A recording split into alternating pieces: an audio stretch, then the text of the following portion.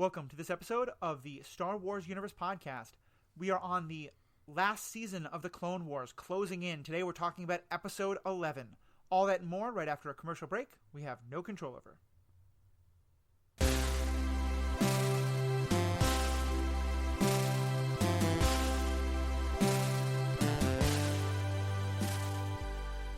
Welcome back. This is Matthew. I'm joined as always by our host, Paul. I'm not going to even joke about it at all. This was a phenomenal episode. Yeah, it was. It's my favorite episode so far, I would say. Let me just quick jump in. For those who are following along, we are talking about the last season of the Clone Wars, Season 7, that was newly released. If you've been mostly listening along to our rewatch of the entire show, and you're looking forward to more episodes about Season 2, this is not that. Please hit stop. But if you do want to listen along and learn about Season 7, even if you haven't seen it, feel free. But I would definitely suggest going back and watching all of Season 7 up to this episode, because it is a doozy. With that, though, spoiler warning. We're going to spoil everything except Episode 12. So with that, let's go forward. Yeah, so spoiler, if you multiply the episode number by 6, you get the spoiler in the video description, which was very frustrating, I have to say. Didn't really take a whole lot away from, I think we felt that coming, but it was unfortunate to have it confirmed, particularly because we don't have the narrator spoiling things for us now. Yeah, no. For anyone who doesn't understand what we're talking about, Disney Plus interface needs to be fired into the sun. You load up this episode, and it appears on the screen. In this episode, Ahsoka fights for her life as Order 66 takes place, or something like that. And I was just like, don't spoil things like that. Yeah. It's so annoying. There was one. I think it was maybe like Cinemax or no, Stars Online. There was one of those online services that's now dead that had a thing where you had to click a button to read the episode summary. Because that's if amazing. You're trying to figure out where you are in the show, but don't make us see it. Right. Anyway. Yeah, and if you're going to have a screenshot, have it be from something kind of neutral. You know? Exactly. Ahsoka and Maul work together, or something basic like that. Even that would be a big spoiler. Right. Ahsoka heads back to the capital after what happened in the previous episode. Okay. But let's just talk. Let's start with just this episode itself. I don't think I ever have to watch Revenge of the Sith again. Or at least certainly I don't have to watch the scene where Order 66 takes place. Right. Because this movie did it better. This show did it better. So much better. Much better. Watching Ahsoka and having her just barely hear the voices. And your ear is better than, well, actually, I don't know what language you were listening in, so it may not matter for you. I watched it twice, so I did hear it in English after watching it in Spanish. Okay. I'm fairly certain that was the actual, audio from the movie. That wasn't them. They didn't have the new actors re-record those lines. Am I correct? Is that what you got as well? I cannot verify, but I don't disagree. It felt like it. It certainly sounded to me like Hayden Christensen, Anakin, not the original one. And it's, as much as I don't like him, it gave it all that much more power. And it just this is the continuity we want. This is you've seen the main event happen. Now let's see what happens in this different part of the world. And I just feel like so many of my questions about Order 66 now make more sense, Right. Yeah, totally. And it on the one hand, the whole chip implanted in the clones' heads thing, takes away their agency and sort of the idea that there's this whole conspiracy that they're all in on. And on the other hand, it also makes it more believable. As much as that's this ridiculous sci-fi, kind of just okay, we'll just explain it by this. It's how are you going to keep a secret through an entire army, right? But if it's you just flip a switch and the secret's between you and the wherever those people are from, who created them. Kaminoa. Kaminoa. Yeah, you can buy it. Yeah, I think that's true, and I think this is a good example of using the material you were given, because the speed at which it happens makes me think that the conspiracy idea, the agency idea, it just wouldn't fit with what they wrote in the original prequels, and it wouldn't. That's bad writing on the prequels part, and you could have made it more interesting. But But the other thing is that, like, on some level, a lack of agency has been the whole point with the clones all along. Yeah. And on the one hand, it would have been fun to watch them develop agency, but then you also have the question of, like, the Jedi are already really stupid for missing Palpatine doing this. How do they miss the clones doing this? Right. So, like, and in some ways, I feel like it makes it even more tragic. You know, I mean, I wept during parts of this episode with what was happening with Rex and all that, because it just, like, for me, as much as I think I would have liked a story about the clones having agency, I feel like this one's even more powerful because it's just how tragic is it for them that they have never had this agency. And, like, to me, there's always interesting moments when you're watching someone, like, fight against the control that someone else has for them through mind control or something. Mm-hmm. And just watching Rex, like, basically be about to shoot Ahsoka, and just that small shot of his hands shaking and him just barely, like, blurting out check 5s before he opens fire. It was just so good. It was so good. Yeah. As far as, like, people fighting mind control, I thought that was outstanding. And then later also, and, you know, the sort of him on some level wanting to have agency, right? I mean, on the deepest level, really. But then having that just superseded literally by his programming, right? Yeah.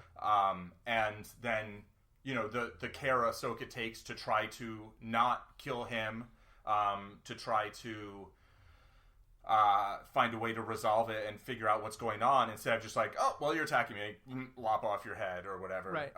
You know, that said, you know, she tries to not kill the clones, but then, like, she unleashes them all and is like, oh, go do chaos. And it's like, obviously a bunch of them are going to die.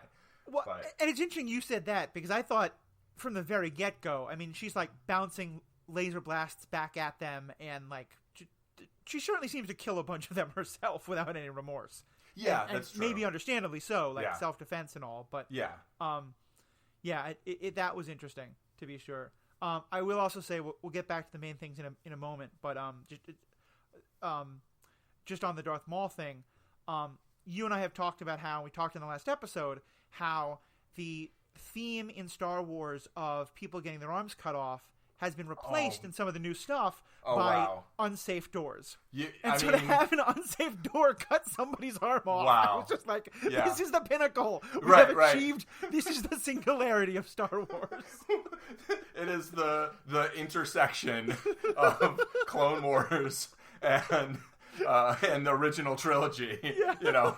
And Mandalorian, which is where all the unsafe doors happen. It just all came together. Yeah, exactly. The modern and the ancient Star Wars stuff, basically. It's just... when I saw that, I was like, oh, yep, there it is. Yeah, I have to imagine that was intentional. That was someone kind of, like, realizing these two things have become things. It has to be. It has to be. I mean, there's no way something like that happens that perfectly without someone being like, oh, you know what we should put in this episode?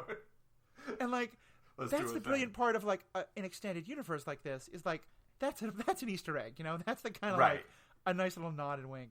Yeah, for sure. Whereas some people will be like, oh, ooh, you know, which, like, also that. Yeah, but... it was gruesome as hell. Yeah. So let's go more on just Ahsoka and how Order 66 is played out. Or actually, even backing up there a second. Because I'm trying to remember what happens there. There was a couple of moments that felt really good. You know, Ahsoka talking to the council. Go ahead. I was going to say, like, don't sleep on the beginning of the episode. You know, the whole beginning of the episode, from, like, the tone, which is underscored by the music in really, in an understated way. I'd say it's like, it's hard not to notice it, but it doesn't demand you notice it. It's not like, there's something going on. You know, it's like, it creates this sense of unease. Where it's like, you know what's going to happen because you've seen, but you don't know if that's what's going to happen unless you saw the screenshot in Disney Plus. But, like, you know, there's already this idea, but at the same time, it just it creates this really palpable feeling, and you can feel it, like, amongst the characters as well, right? And when Ahsoka gets on the ship and she's talking to Rex, basically about, like, the war kind of being over. And she's like, you know, we were taught to be, like, peacekeepers, but, like, all I've ever been is a soldier. And he's like, well, all I've ever been is a soldier, you know, and, like, the clones have mixed feelings on the war, because it's like, it's why they exist, literally, right? Yeah. Like, they would not have come into the world if it weren't to start this war. But on the other hand, it's like, it's also horrible, and a bunch of them have died through it, and a bunch of other people have died through it. And so it coming to an end is, it just, the whole thing, it's just like a weird uneasiness where it feels like, well, things should be getting better, right? But does it feel like they are? No.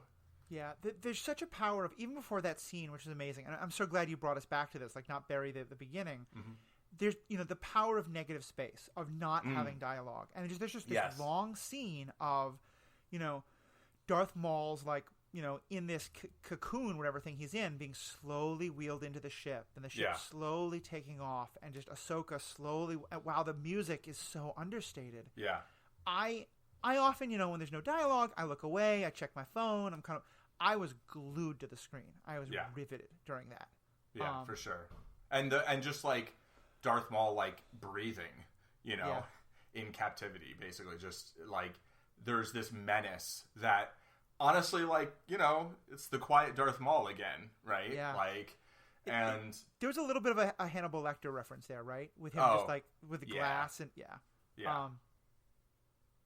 it was phenomenally done, and it was just like, why couldn't we get more of that in the movies? Like, I know. I mean, not even just the movies, but like seeing this episode and the last couple episodes, like, I really loved parts of all of the episodes from this season, and I actually think it's brilliant to start with Ahsoka in that, like, really quiet, like, episode 5, right? Which feels like it was kind of the beginning of the story in a way. Yeah. Like, I think it's brilliant to start with, like, sort of the smallest of stories, where it's like 3 characters handling, something up with a droid and, like, somebody who wants money, right? It's, like, so small. And then gradually then they get pulled into a bigger thing, by the choices of Rafa. And then Ahsoka gets pulled back into, like, the grandest, most epic Star Wars, right? Yeah. Literally. And that arc, I feel, I think was super, super good. At the same time, I'm like, I want more episodes like this one. Yeah.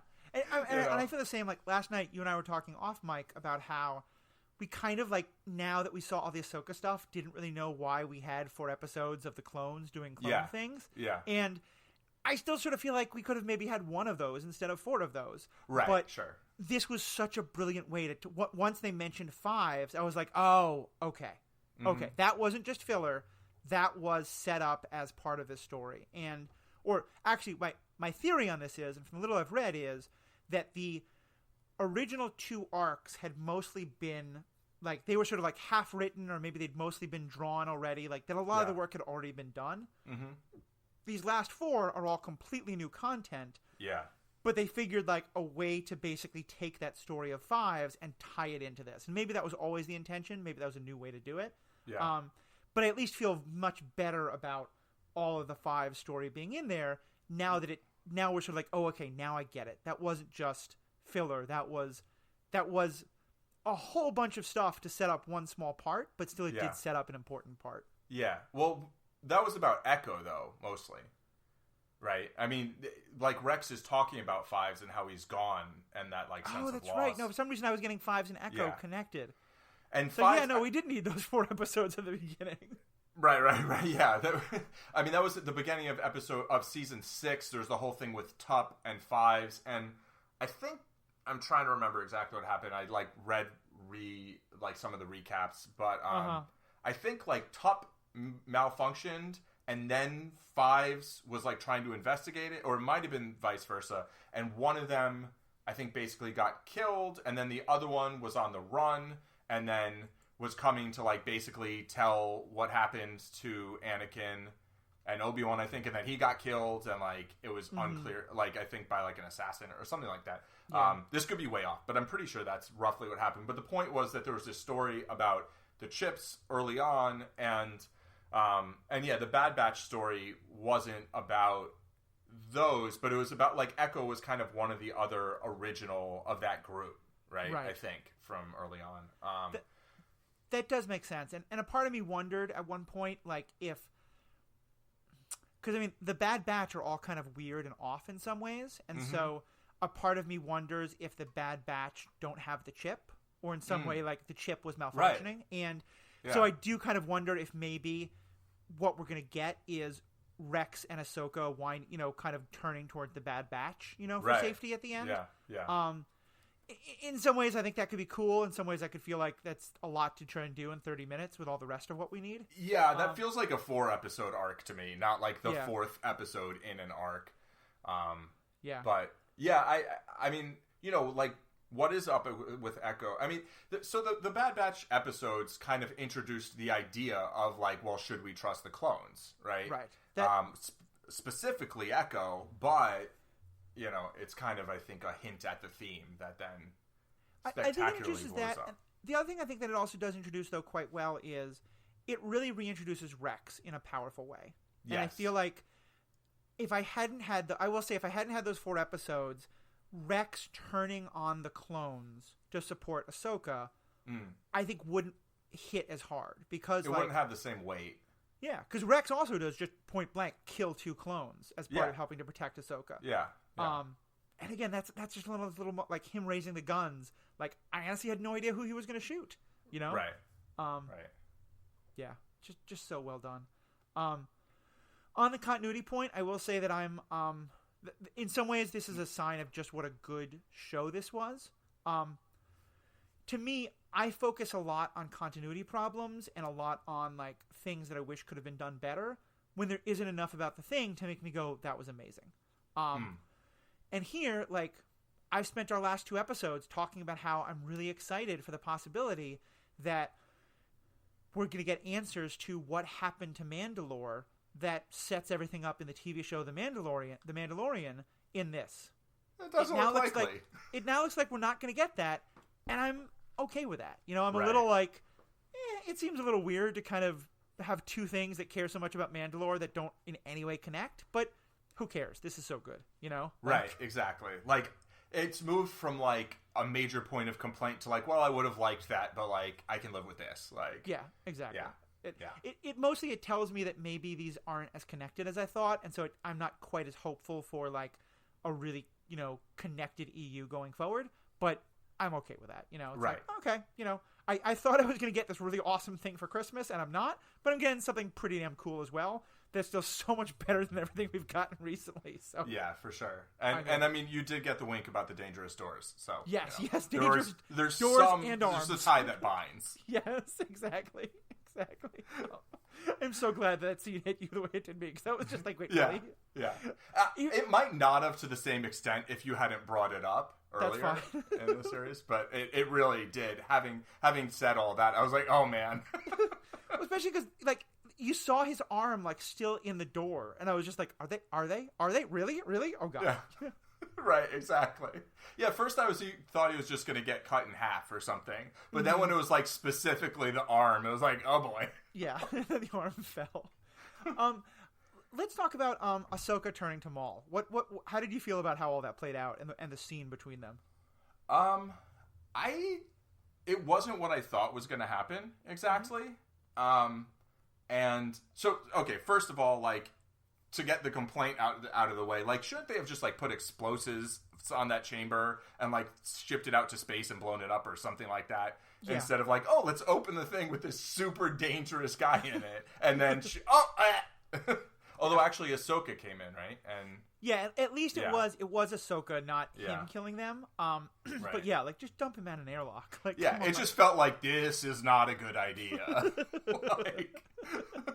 But yeah, I mean, her turning to him and not being like, hey, let's figure that, them teaming up and doing like a sort of buddy cop kind of thing, I think might not have played as well as like Ahsoka and Ventress. Yeah. I mean, like, I really appreciate the interaction they had in the previous episode and then in this one as well, and it feels consistent. It feels like it feels real, it didn't feel contrived. Like, she's basically just like, look, I'm setting you loose because it's going to buy me time.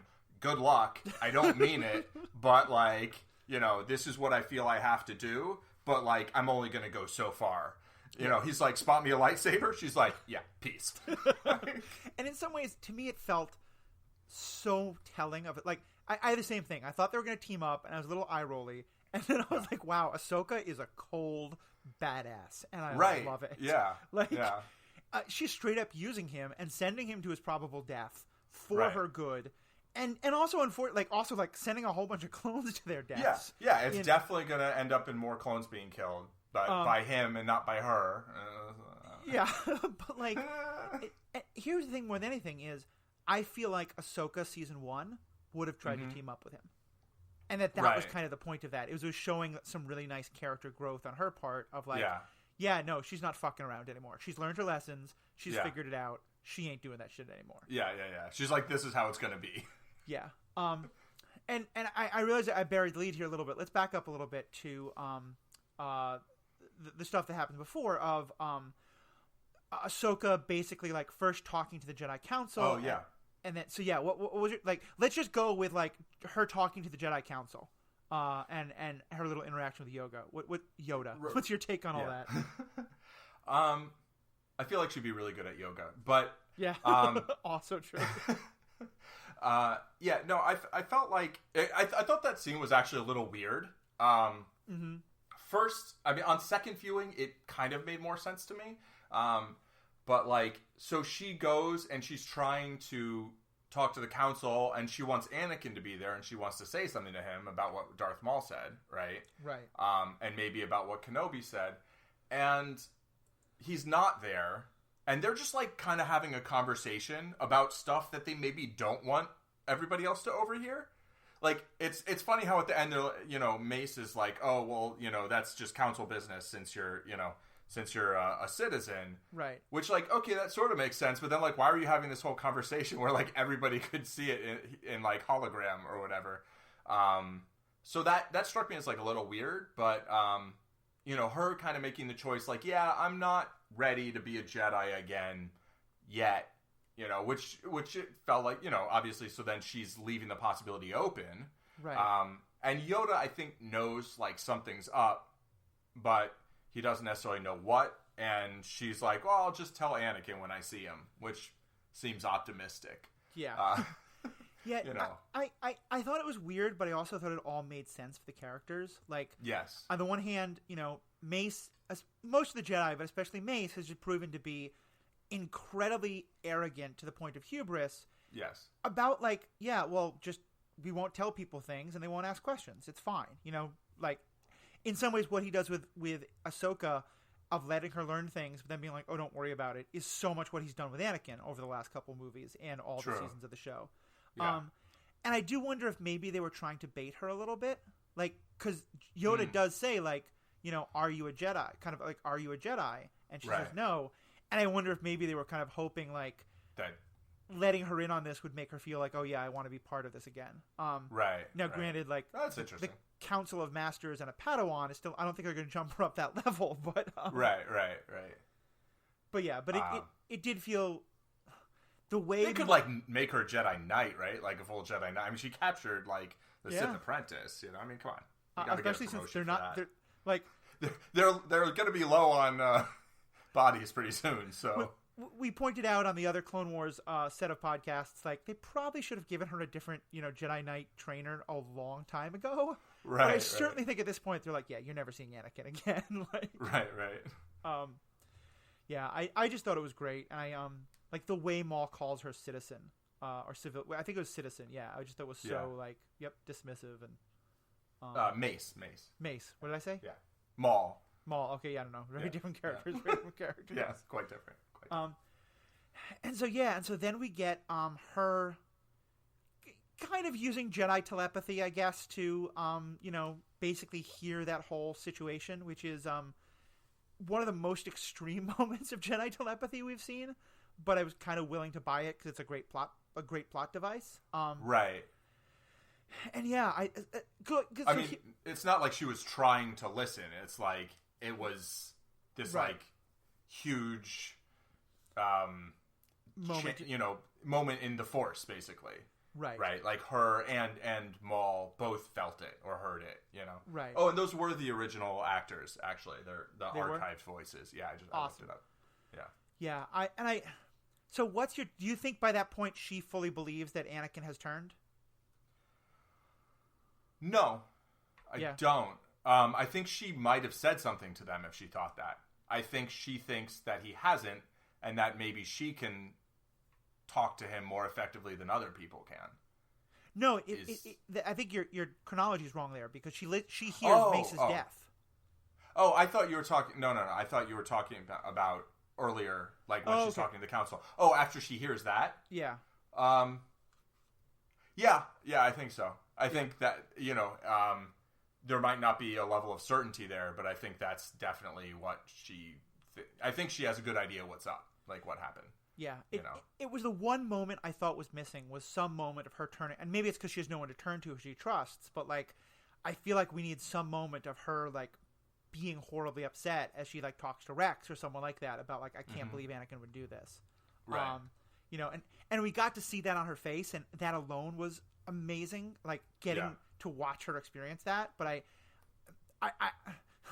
maybe it's just 'cause I like the angsty emo stuff, but I just feel like that relationship between her and Anakin has been so pivotal. I really want to see her reaction to that a little bit more.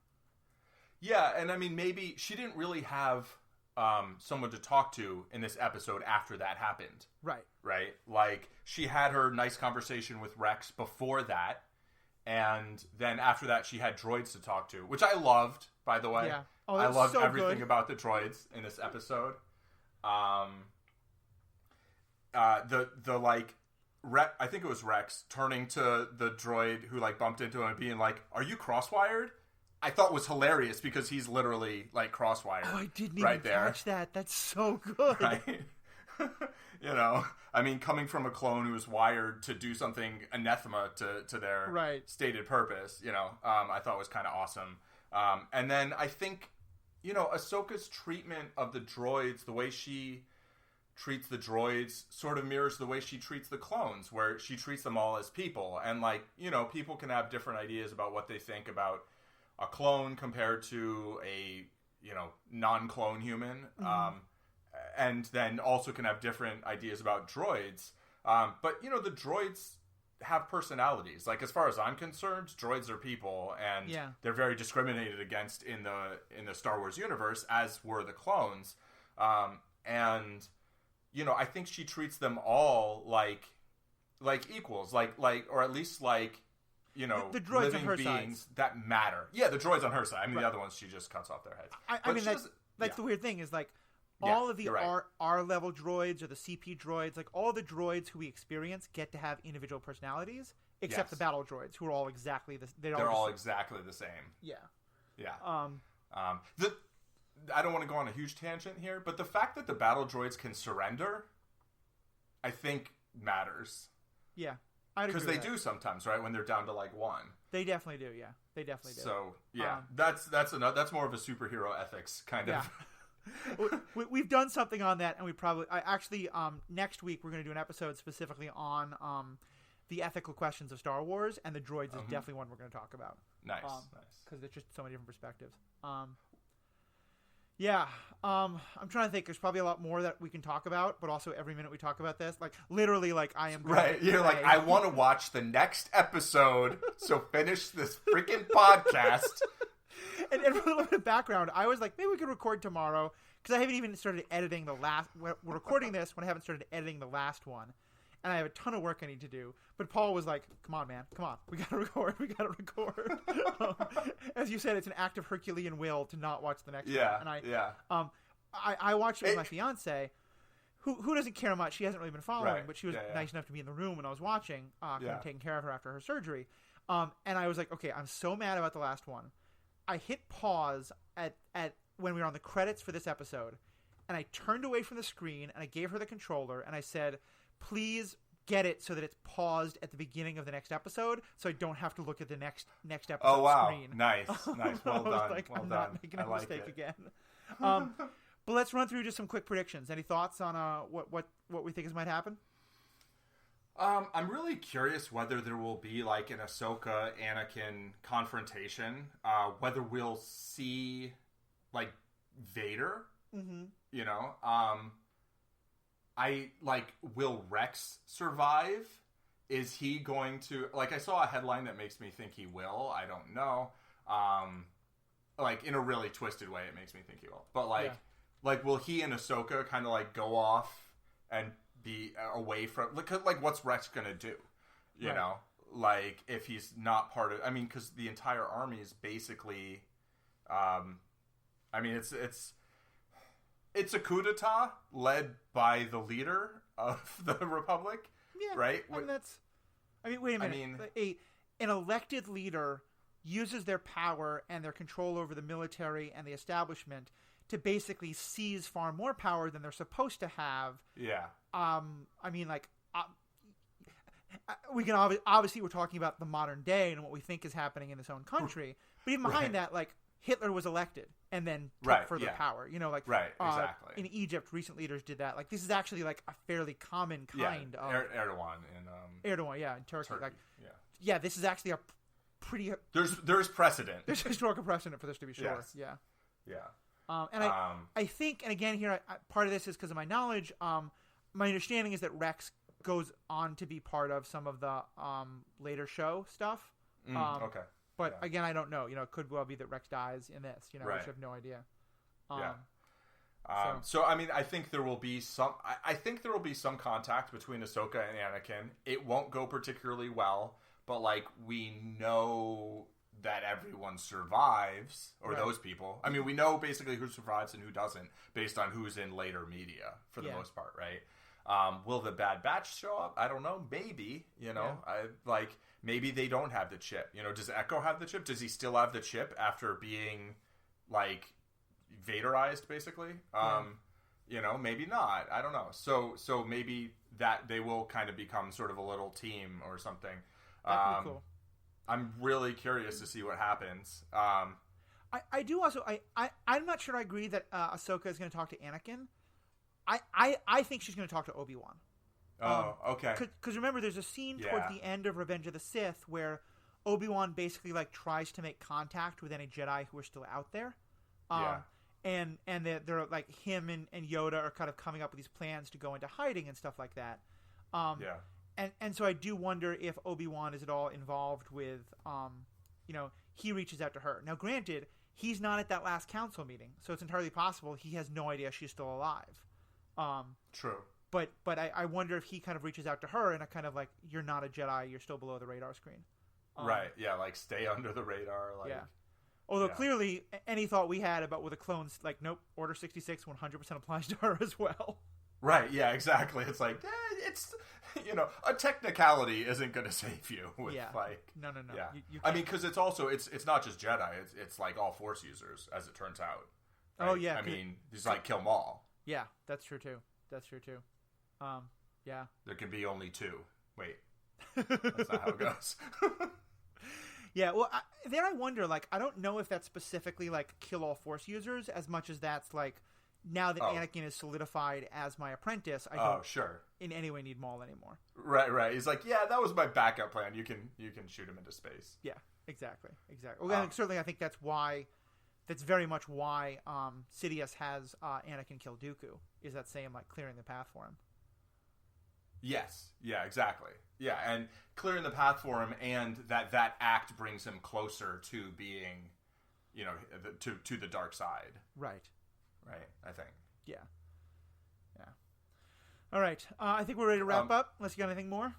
Yeah, there was one moment that I thought you probably would have really liked, or had some thoughts on, and I was kind of curious. The little musical cue?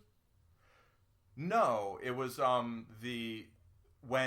when they're scanning for the chip in Rex and can't find it at first, and Ahsoka like lays her hands on his head and does the whole like, I'm one with the Force is one with me, I'm one with the Force is one with me, and then Rex is like repeating that. I like that's what the Donnie Yen character is saying in Rogue One, right? When he's like walking basically, like, as far as I can tell, using the Force, like, to be like, I'm going to walk through a field of laser bolts and touch this thing in the middle. Like, I mean, he's a hedge wizard. He's 100% a, like, not a full-fledged mage. But I had mixed thoughts on it. Okay. And here is one of those moments where my disconnect about the writing makes me not quite be able to appreciate. Like, I did realize it was a very powerful moment, and I did think it was really beautiful. It is, though, one of those moments where, like, in Rogue One, which is significantly later than this happening, is the first time we ever see a character say those words, that particular phrase. Yeah. And, like, I was willing to be like, okay, maybe that's been, like, a saying of, like, the people at the Temple of Jeddah or something like that, but, like, to then sort of, like, retcon it that actually this is a saying that, like, Jedi believe and Jedi will say in really important moments, even though they've never said it before. Right. It like, and maybe once I'm like, okay, I just accept that, I can go back and watch it, because I do think it was very powerful. But the discontinuity of it threw me a bit. But what about for you? What was the moment how did that moment hit you? Maybe he got it from her. Yeah, like, that's possible. Maybe she went to the Jedi Temple, or like, and I mean, he said he never met a Jedi, right? Yeah. But like, she's not a Jedi anymore. That's possible. So I don't know. But yeah, what did you think of that moment? I don't know. It felt powerful to me. Yeah. Like, and I don't totally know why. It just did. I mean, callbacks like hit me, like when something references something else. But then also that it was like, to me that, like, that expression is, sort of about how, I mean, the idea of the Force is that, like, everything's connected, right? Right. And I think it works great in Rogue One, but here I feel like even more so, because it's like, she's trying to connect with him, and, like, in this sort of, like, very literal way, and sense basically, what's going on with him, and she, and she does connect with him. If instead of, like, the chip being just removed medically, like, I don't know, maybe that would have been an interesting way to take it also, instead of just like, oh, now we found the chip. Okay, there's some, the door's opening, let's go back to that. But yeah, I liked it. I do think there's a real power there, especially because, like, one of the themes that was established as early back as A New Hope is this idea of kind of, like, nature versus machine, and that the Force is very much supposed to be, like, the rejection of machines and the trusting of your instincts, and, like, turn off your targeting computer, trust the Force.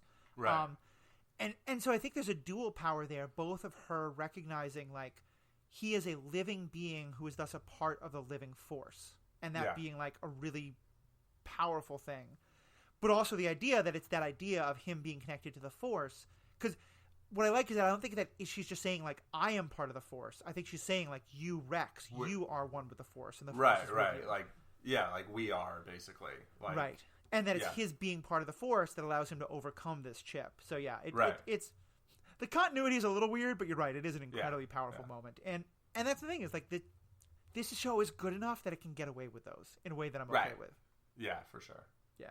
All right, let's watch the next episode. Well, I was going to say, the one thing, and now I wish I could remember it, but there's one moment when maybe it's when she's entering with Maul. I'm not quite sure, but there's just, like, a little bit of dark side music with Ahsoka that I really appreciate. I think it was maybe when she's figuring stuff out about Anakin. Did you not hear it? It was like maybe like 3 bar, like 1 bar of music. It was very short. I heard, like, the first... There's several times when they've alluded to some of the main themes without actually, like, playing them through. Right. Where it's, like, the first, like, 4 notes or something, when it's, like, it takes 5 or 6 notes to, like, really define, the melody. But it's, like, it's there as an implication. Right. Yeah, and I think I know what you're talking about. Yeah. Good stuff. All right, let's go watch the last episode. And, okay. I'm going to be editing another episode, but if in an hour or so you want to poke me, or 35 minutes and go, let's record, I'll probably be up for it. Cool. I'll let you know. All right. To our fans, thank you so much. This has been a really wild ride we've been having. I've been so glad you've been a part of it.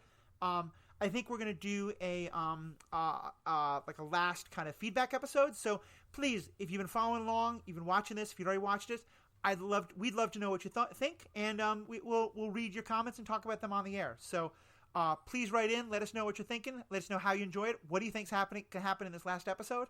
We'd love to hear that. You can find us all of our links to Facebook, Twitter, and email are all in the show notes. Check those out. If you're liking the show, please write us a review. Helps other people hear it and helps us get the word out. So thank you, Paul. Thank you, everybody. Have a good